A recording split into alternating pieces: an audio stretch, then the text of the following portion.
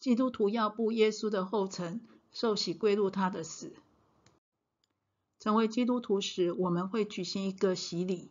这个洗礼所表明的是，我们和耶稣同死、同埋葬、同复活。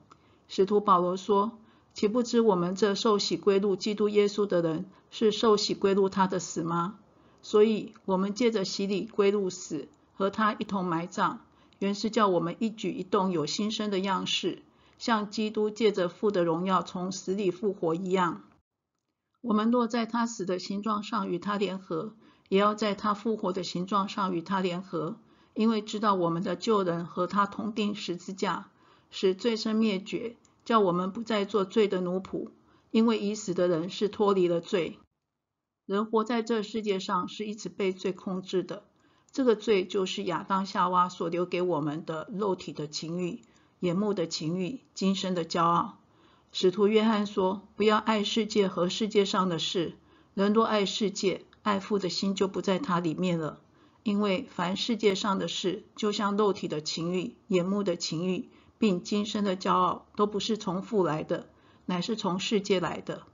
这些罪是从世界来的。”所以基督徒如果想要自由，不要再做罪的奴仆，那么最好的方法就是离开世界，进入天国。这里说的离开世界，并不是指身体的离开，而是心灵的离开，也就是我们的心不要再爱世界，而是要爱神。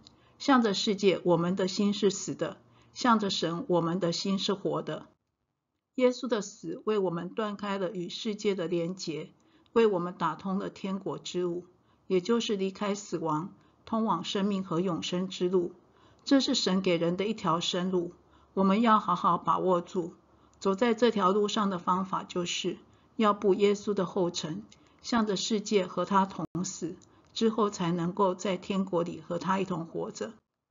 耶稣说：“若有人要跟从我，就当舍己，天天背起他的十字架来跟从我。”这里的舍己就是面对世界，选择心死，而这正是使徒保罗的写照。